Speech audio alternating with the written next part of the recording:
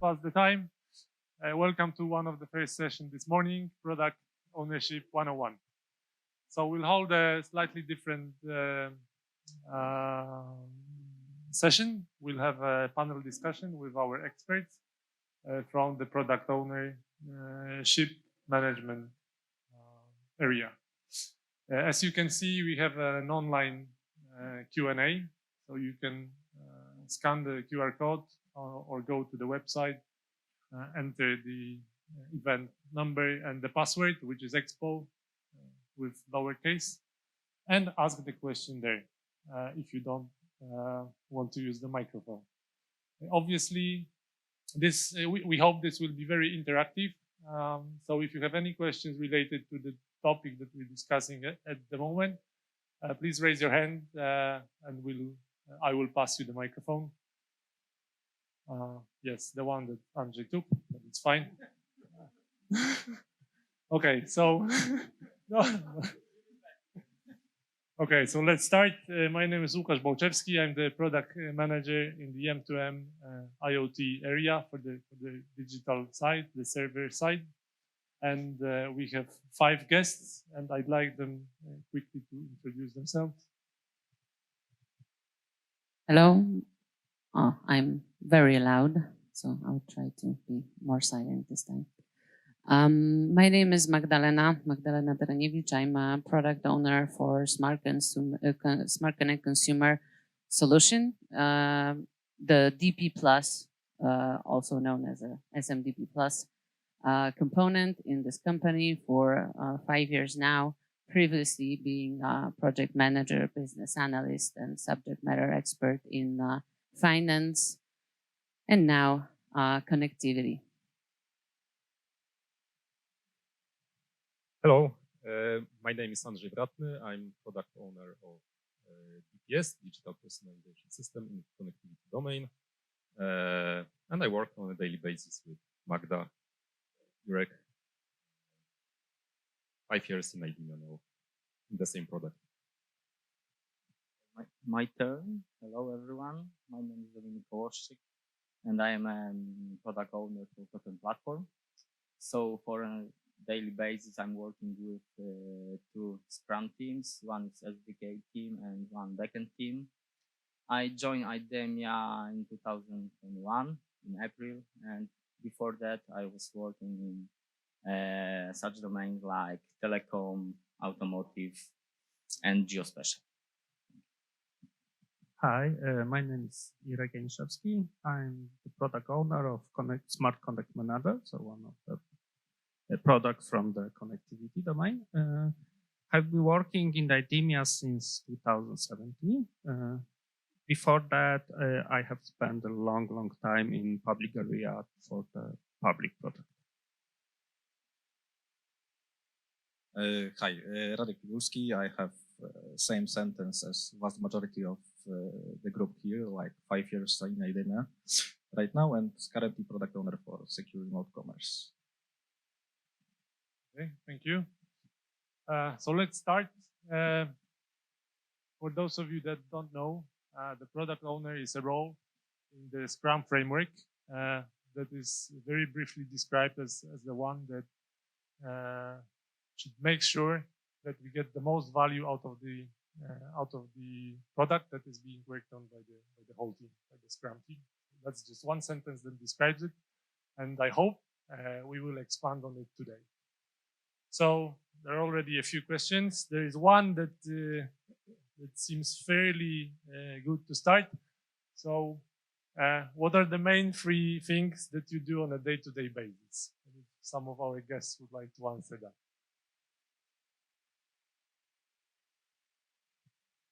This is after coffee or before coffee? Okay, so daily basis, there's nothing like daily basis. This is more like weekly basis or weekly basis. It is Scrum events that drives our work, I would say. We are participating in vast majority of the meetings on the daily basis. Maybe some of us are talking with customers, eliciting requirements, and then transforming them to something that is about to be developed by the Scrum team. So I would say that these are Scrum meetings, talking with customer, and trying to transform it to something readable and deployable, doable. Yeah, and maybe from my part, I can add that I'm all the time wondering why the features which we are working on are not ready yet. It was so simple from the beginning. It's only 2 weeks and it is ready. Till now. I would add to that I would really like to say that we're just sitting, clarifying the requirements, putting everything in the backlog, even writing some documentation and, being very busy during the day. But typically meetings, and meetings, which does not mean that we just sit there and do nothing and we just meet and then we do all of that. These meetings are just for that, right? So meetings like refinements, meetings with customers to gather requirements, to clarify, to challenge, to paraphrase. Then we do meetings with the teams to plan, to estimate, to put everything to the team. And then we have another meetings to clarify the documentation, to meet marketing teams, to establish how all of this would be exposed to the market. So these meetings are also what we do, but we do it for something. Thank you. So obviously, as you see, we're not going to run every single question to all of our guests because we have very little amount of time. We could probably take the whole day. And what is the most difficult part of this role? I think that you have to be well organized because in the standard screen teams, you have some task and you spend, I don't know, a few days, maybe a week for the one thing to prepare some new functionality, to describe something, to prepare new document or something like that. But in our role, we have a lot of, 20 minutes advance. So you have 20 minutes for one task or to prepare something or to send some email or to be ready for some meeting. So there's a lot of small items, a lot of small things to do every day. So sometimes by the end of the day, you don't know what you are doing by 8 hours. So yeah, this is the problem. Probably, and this is the specific of this role. So you have to be very good organized if you like to be product owner. I would add also that I think it's very hard to keep the promises, okay? Because product ownership is very much about, promises, yes? Nice roadmap, yeah, a great, picture of the product. And unfortunately, you have to understand that it's impossible to keep these promises. So then you need to, deal with breaking of these promises, yes, explaining why something is not as it was supposed to be. It's not on time. It's not delivered at all, maybe, yes. So this is the reality, yes, and you need to be aware that it's sometimes very hard, and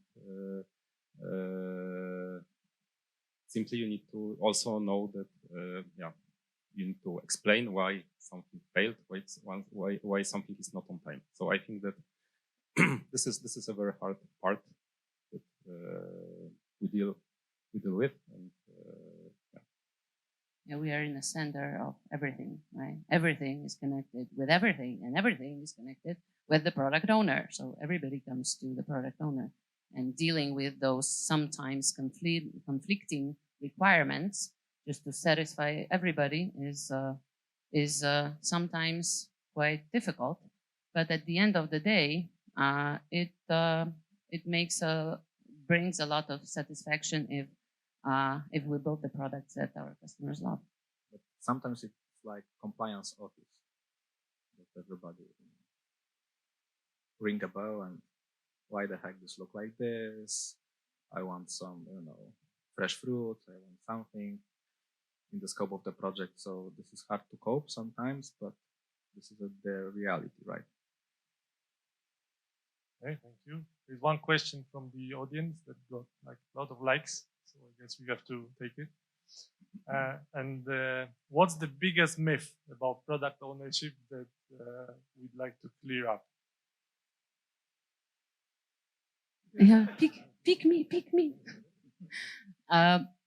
Yeah, I had a first thought about, first of all, about requirements, and which I will tell you a bit in a sec. But the second thing is that people may have an impression, as I said, about these meetings, right? What those people are doing, right? Especially if in the team you have an analyst, an architect, bunch of people, and so on. And this is just the person who brings those use cases, really. But there is a lot of things behind. So I would like really, and this is why we are all sitting here and we speak to the audience, that we would like to convince and show how this work looks from the other side. We are here mainly having dev teams and in Łódź as well. But on this bridge, we are on the bridge between the teams and all the stakeholders. And we would like to show how this work looks like from the other angle, from what we do towards stakeholders. That's the first thing. And the other thing, I would really like to, I'm not saying that it happened to this team with which I work right now, but it happened to me many times in the past that if the sprint is ruined, the easiest thing to say is that, hey, we were lacking clarified requirements, huh? This is why we went wrong path. So this happened to me many times in my previous company, and I wanted really to change that. And I think we are all trying to do that on a daily basis. Add something. I think the most physical things from the product owner daily tasks is EPM code. So if you don't have any code in EPM, you should call to your product owner and ask about this. I'm getting this all the time. Maybe from my perspective, I can add one more thing, that in the past I met with the situation when the people thought that I'm their boss. So the development guys thought that I know everything and I have the final word. Basically, this is not true. I believe that we should collaborate together and find the right solution together with the development team, with everyone who is involved in the project. Question from me then. As the development team may feel they have two reporting levels, line manager that deals on a day-to-day task with them, and the product owner that actually brings the topics to be worked on. How do you find yourself in that situation? Is it tricky?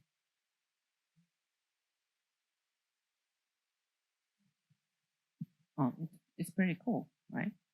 Because we have some power, right? We can drive this product. I'm always saying this, that we drive because we can sit behind the wheel, but the case is that there are a bunch of people at the back seat and next to us, right? So the pilot, the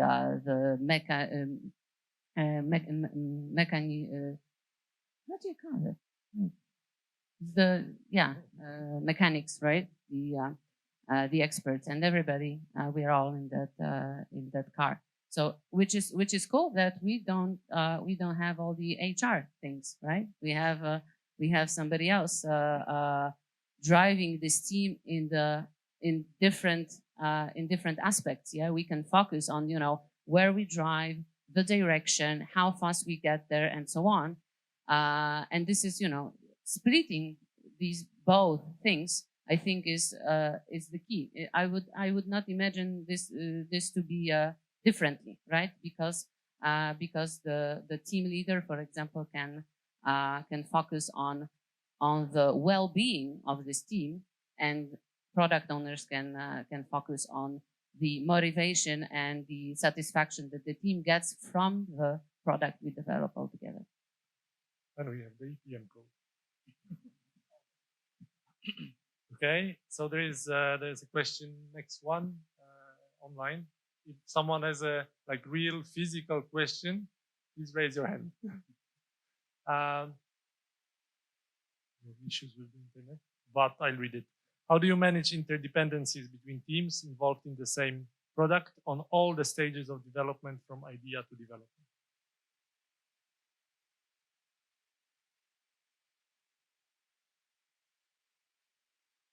Anyone?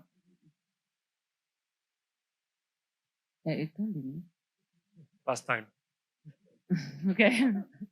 That's my last coupon for You can start, Magda. answering.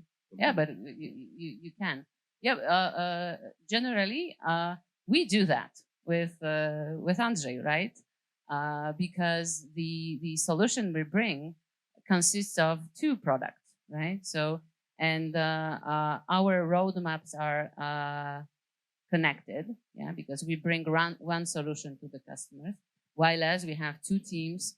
Sometimes we develop separate features, and sometimes those are connected. And this is the key.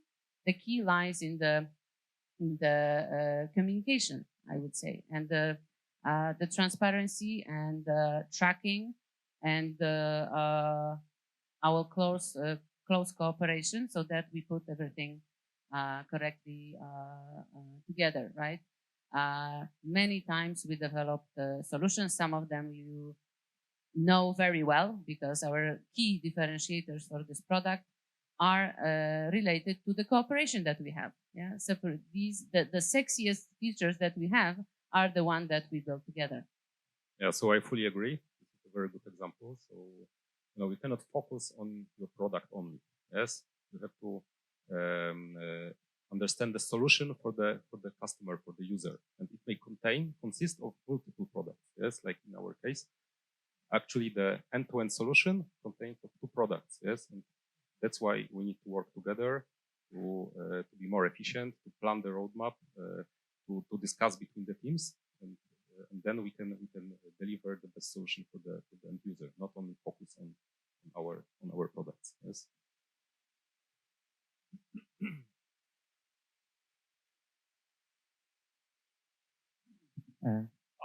Okay, so just a follow-up question. Any specific meetings around this, managing these interdependencies? How do you work together those out? We do have frequent scheduled meetings with the teams, with our teams. Yeah, so during those meetings, we talk over every dependencies that we have between the teams.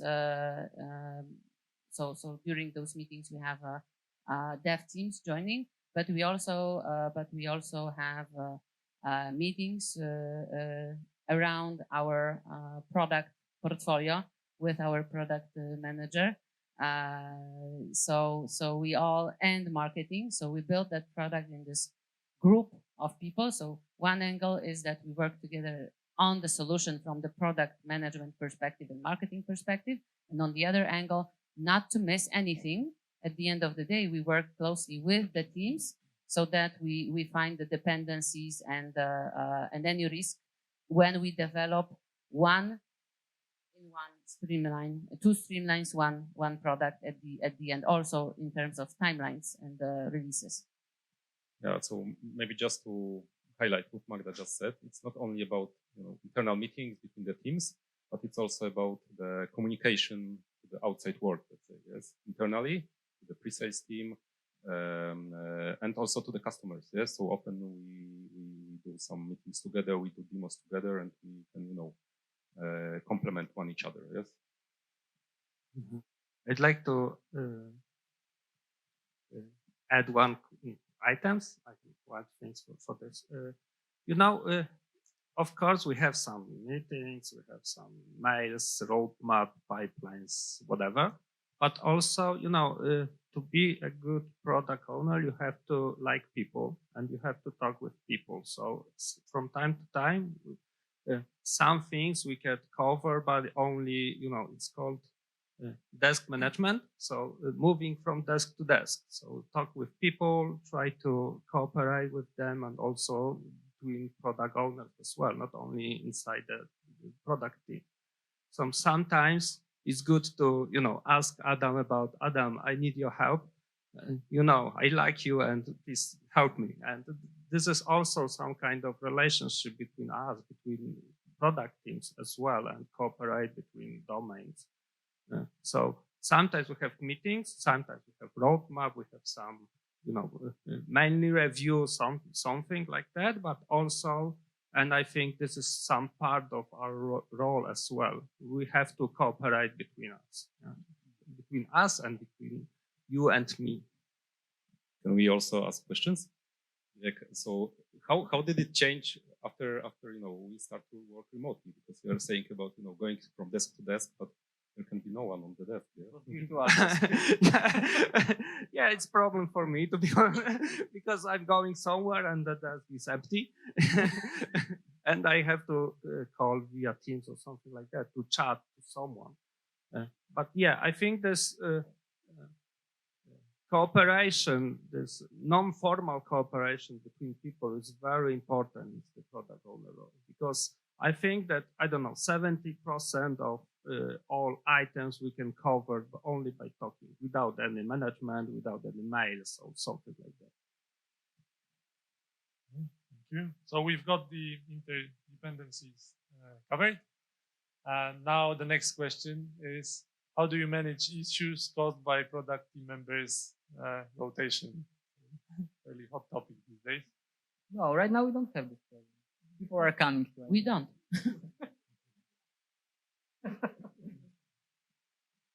No, seriously is a combined effort with, at least in my product, with the team leader, right? We try to, every time a situation happens, we try to check what we can, what is the impact on the roadmap. Yeah, we check how we can substitute the expert that potentially may leave, how we can reorganize ourselves. So we do it all together, right? So this is a plan, an impact analysis, and then we agree how we deal with it. Of course, this typically impacts the roadmap and the delivery of the product, but the inevitable thing and the obvious thing is a change. Yeah, roadmap is also something a subject for change. Yeah, just we need to be 2 steps ahead and to know how this situation would have impact us in the future, like a butterfly effect. Yeah. There is also something like utilization, right? So at the moment of planning, you also count some margin, some percentage of people that go to the sick leave or people that will rotate, simply speaking. So it is even counted on this phase. But yeah, the extraordinary things happen, not to say in bad words, but something that happened. But then, of course, the coordination of whole process is also vital. I mean, in a sense that you will participate also in some kind of knowledge sharing, knowledge transfer from that guy, from that person, because this knowledge, in order to avoid so-called silos of competences, how to say it, but this is like constant work, not only at the moment of when the people is leaving, right? This is also a conscious decision about to whom assign some particular task, whom to give the leadership of the team, and so on. Yeah, we build competences matrix and good detailed documentation, just to make sure that not only one person knows different areas and is an expert, and then to everything we do have documentation. Yeah, and the sessions that we conduct, we record, so that also if there is a person in the future coming in, we do have all the especially key difficult technical aspects. Whenever there is a session, we record that. There is also one thing when you can mention that it was a very great cooperation with HR team, because we would like to replace the people who left the IDEMIA with the new one. So it was really great that basically in a really short period of time we could hire new people and train them to deliver all the things which we have already on our roadmap. And finally, there's some level of importance on prioritizing. So there is, I don't know, 1-2 things which is very important, and we should deliver it in the correct date. But also there is few, maybe 5-6 nice to have feature of nice to have items. And to be honest, we can delay it or, you know, never prepared or something like that. So probably by the end of the day, we have some list of the which feature of which item is very important, and we have to focus on it, and some few for, you know, okay, we can prepare it in next year or something like that. Thank you. So let's ride this people question wave. I'll take one from the bottom, which nicely fits in.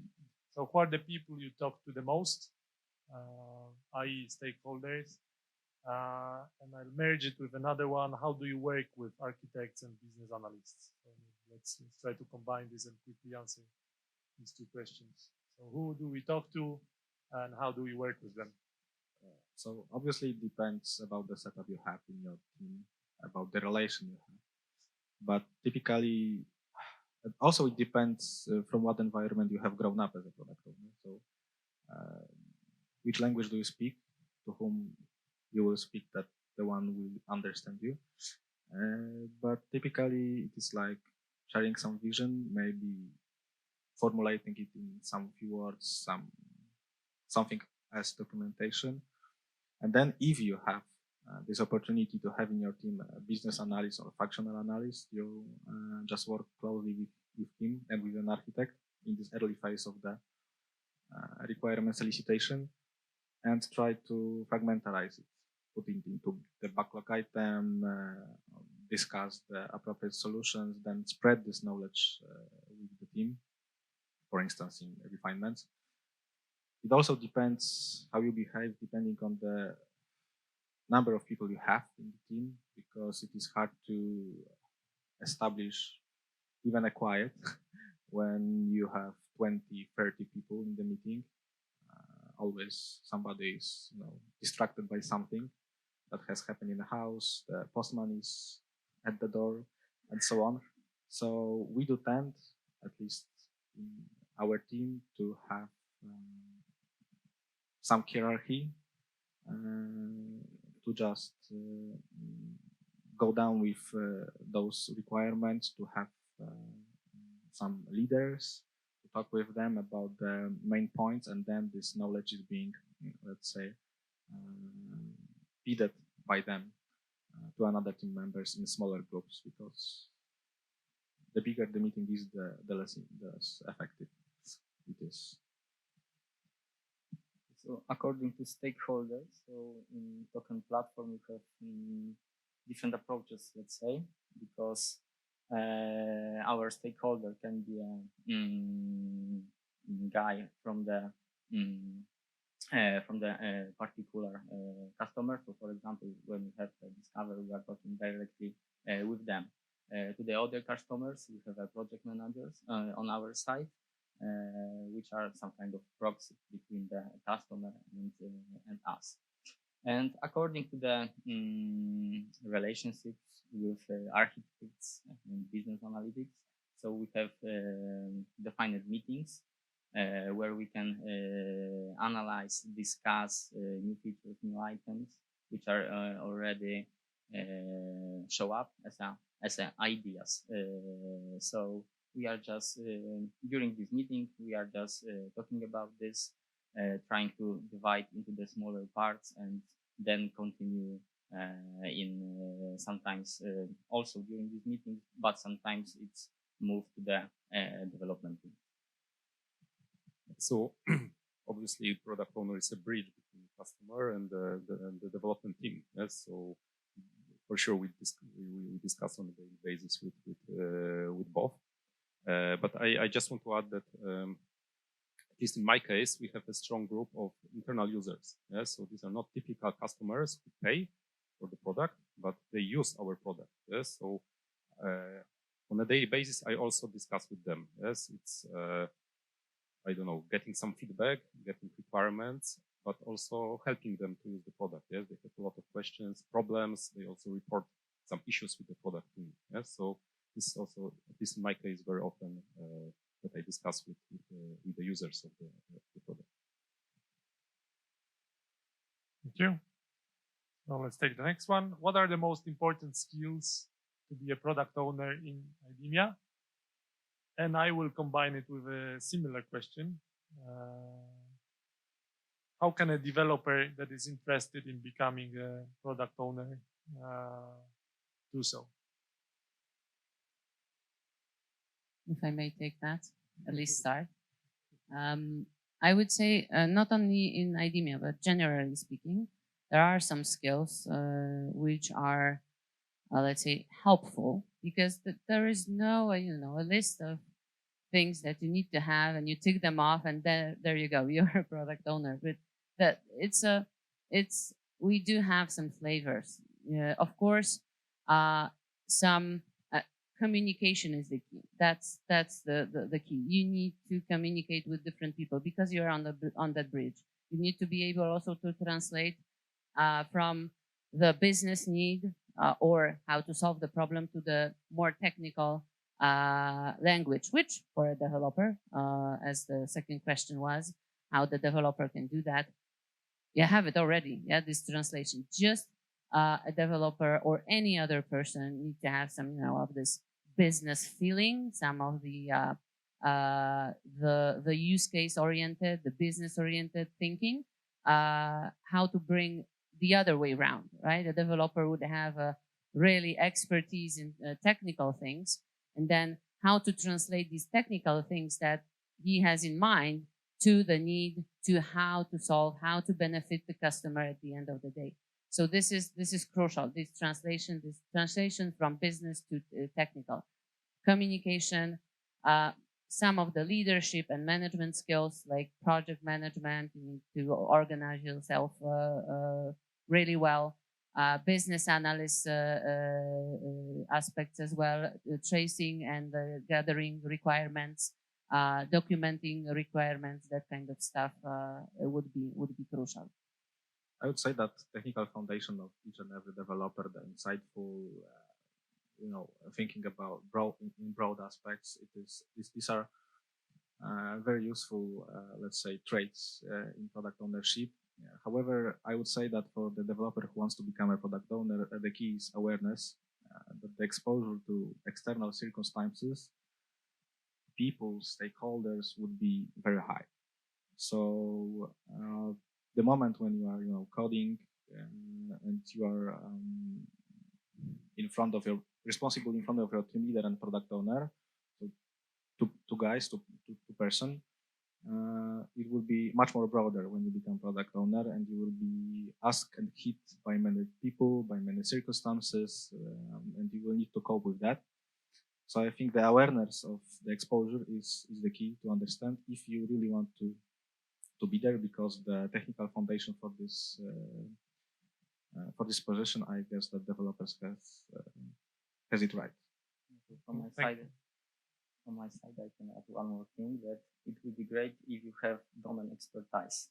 So then you can understand what your customer really needs, what kind of issues they have, and you know how to help them. And also we should talk about some interpersonal skills like communication, because we are talking a lot with the stakeholders, customers, with many people. So you should also have some leadership skills. For example, to convince sometime your team that your vision is the best and they should follow this vision. So this. Okay. Can I? Go on. Go. I have 2 points. First of all, from time to time, you have to present or describe some product or feature which you, to be honest, not sure how it works. So from time to time, you have to be able to say, to be honest, I don't know, and I have to ask the team about this. I need a day. And it's not easy for everyone to say, you know, I don't know how it's worked. Yeah, I have few slides because my team prepared it and, you know, told me you should say this, this, and this. And to be honest, I don't know how it's worked. Yeah. And the second thing is that from time to time, you and the team failed. So, you know, not meet the deadline or something like that. And it's also, it's not easy to make a call with the customer. I said, you know, we need 3 weeks more or something like that. We need a month more because we have some issue with deployment, development, or, you know, it takes more time than we expected. So this is also, I think, two things. It's very important. It's not easy. You can learn it, but for, you know, at the first step of your product owner life, it's not easy to say on the call with customer that, you know, we have problem or I don't know. Okay. We are running out of time. We could sit here probably for the whole day. So I will merge few questions that are revolving around one topic. Maybe I shouldn't, but we'll have to do it. So how do you handle pure technical stuff in your roadmaps? How do you sell it to the business / customer? How do you manage technical debt? How do you tackle technical debt, i.e. sexy features versus boring stuff? Quickly, please. Can I start? Yes, yes. We are hiring Just- interns. So I will start just quickly. Okay. So in my product, we have quarterly technical sprints. Yes, and this is purely sprints for the technical depth, for the technical stuff, even organized by the dev team. Yes, and this may be not easy because we need to spend some time, not on the features, but on something else. But it is very crucial, yes, because it really helps the team to be more efficient then. Yes, there's a lot of technical stuff which is not, you know, pure features of the product, which also need to be dealt with. So this is one thing. And generally, the team also has a space to discuss technical stuff. They have technical refinement meetings. They can prioritize the technical backlog. And thanks to this, then we can efficiently also work on this technical items.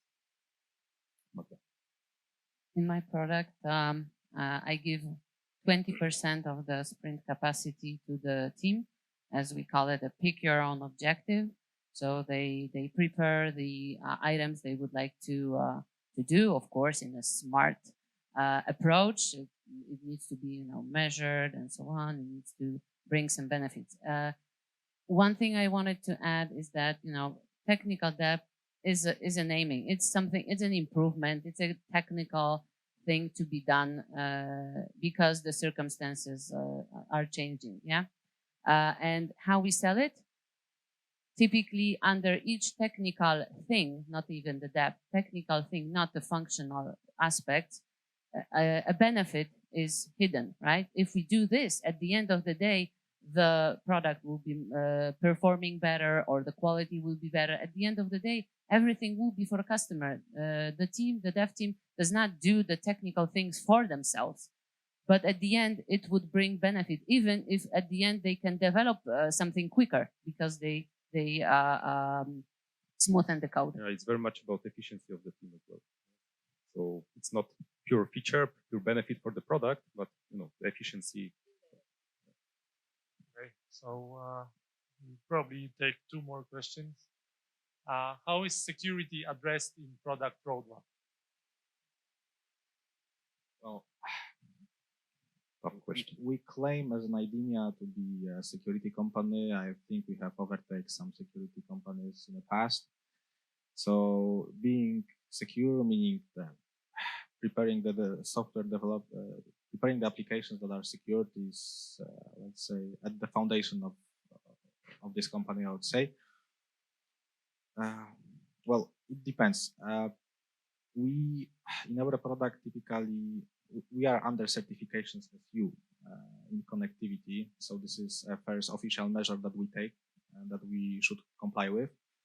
but there are also some unofficial measures. We have our internal security team that to whom we order some internal audits of our applications that we prepare. And obviously, at least in my product, when we are trying to develop a feature, we have some, let's say, keynotes to be taken. The developers tend to think about how to secure this solution, how to handle the data that should be a subject of some PII handling and so on. So I would say that apart from the obligations that we have coming directly from the regulations like PCI DSS or CP, we also tend to think about this aspect, about the security aspects on the refinements and the planning sessions. Right? Okay. What else? What's the secret to a healthy work-life balance in a position that is so involved? That's your answer, to be honest. It's tough. There is no secret. Just you need to be sometimes a bit assertive. Sometimes, cut yourself, right? Okay, I stop here because there are a lot of different things to be done. And I won't lie that I work 9 to 5. Sometimes it's not the case, but sometimes there are these times, more peaceful times, from time to time, when we can say, okay, now I take my breath. But at the end, I think work-life balance, whenever you're passionate about what you do, it's not, that you need to cut at some hour and say, I'm done. Yeah. It's the passion that drives you to maybe one more email, maybe one more Jira ticket with, or one more feature to be described, right? So that's the crazy life of a product owner. And I like the sentence that done is better than perfect. So from time to time, it's better to do something. It's work and it's nice not to have, perfect product, because there is no one perfect product in the market. Okay, so that nicely concludes the session. We ran out of time as always. There are at least 10 more questions on the web. Now you know how we look like in real life, not this avatar on Teams. So we will be here during the breaks, during the sessions. So please feel free to take these questions and ask any of us. We will put these questions on the roadmap. We'll answer them. In the backlog. In the backlog. There was a question on Log4j vulnerability, though. Thank you for skipping it. Okay, there is one thing that we'd like to ask you is to briefly describe what would your ideal product owner look like, or what would you like your product owner to be, to do. It should work the same as the questions you posted. So we would be grateful for that. That would be something. Thank you very much. Thank you.